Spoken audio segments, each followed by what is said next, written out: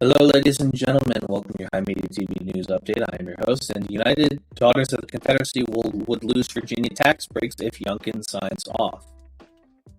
From the Associated Press by Sarah Rankin, my apologies.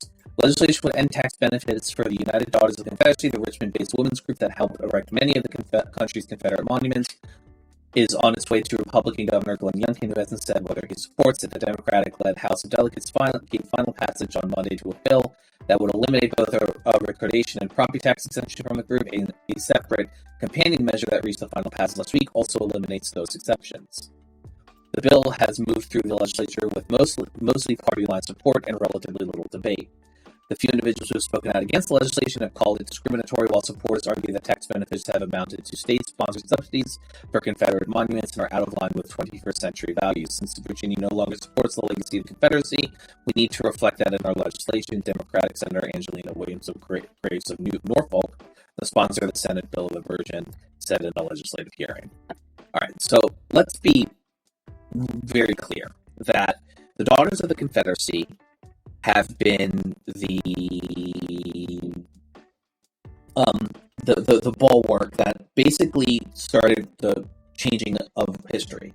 So for a long time, the people, especially in the 60s, in reaction to racial animosity towards the civil rights movement, the Daughters of the Confederacy, which basically amounted to only a handful of them, were basically a group of women that didn't like the idea of black people in their neighborhoods mingling with white people, and so they basically wanted to pool time, money, and resources together to erect a bunch of statues glorifying the Confederacy in primarily in both white and black neighborhoods.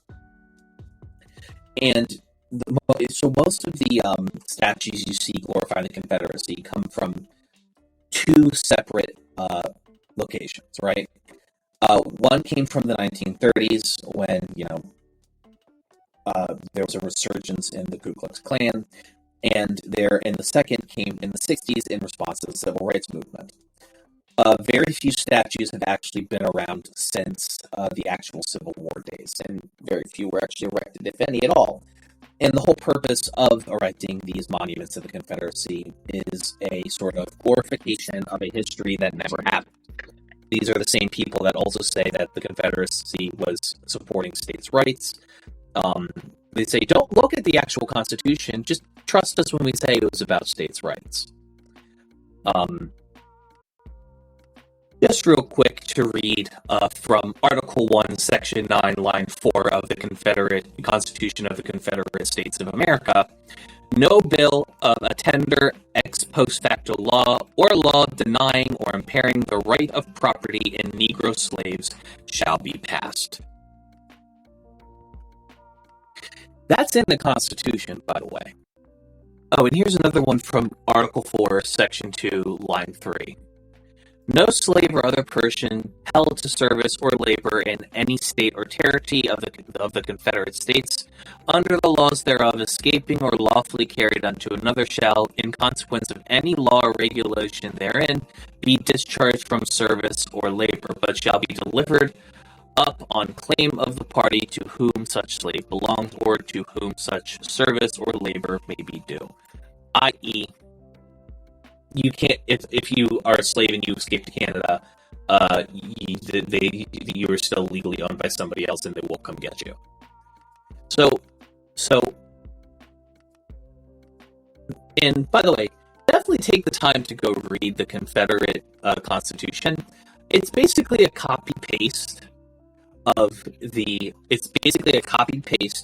most of the United States Constitution, with a lot of cockstroking towards wealthy people and the codification of slavery in an explicit and permanent manner. And you can say, it's not that what it was about. Go read the fucking document. Get off your lazy ass. Don't just take what people tell you to do.